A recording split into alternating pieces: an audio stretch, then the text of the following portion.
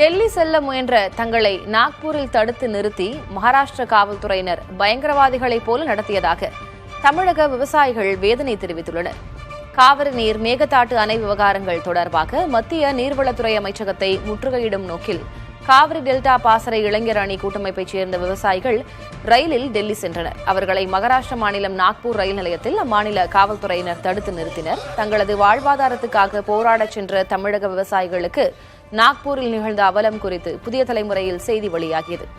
இதனை அறிந்த திமுக, பாமக உள்ளிட்ட பல்வேறு கட்சிகளைச் சேர்ந்த தலைவர்கள் கடும் கண்டனங்களை பதிவு செய்தனர்.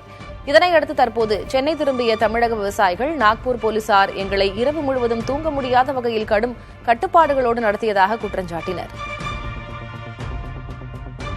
மகாராஷ்டிரா மாநிலம் நாக்பூர் ஸ்டேஷன்ல கிட்டத்தட்ட நாக்பூர் போலீசார், மராட்டியா போலீசார் 100 பேரை கொண்ட குழு வந்து இறக்கி எங்களை ஸ்டேஷனுக்கு கொண்டு போய் கிட்டத்தட்ட 1.5 மணி நேரம் வச்சிருந்து திரும்ப வந்து தமிழ்நாடு எக்ஸ்பிரஸ் ட்ரெயின்ல வந்து கட்டாயப்படுத்தி, அது எந்த ஒரு வசதி இல்லாத ட்ரெயின்.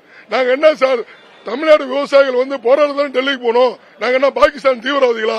அந்த மாதிரி கட்டாயப்படுத்தி எங்களை வந்து ஒரு சாதாரண எந்த சக பயணம் தொடர்பு இல்லாம ஒரு தனி கேரேஜில் போட்டு அடைச்சு இரவு ஃபுல்லா நாங்க தூக்கம் இல்லாம கக்கு சோரத்தில் படுத்துக்கிட்டு வந்து இன்றைக்கு இறங்கியிருக்கோம்.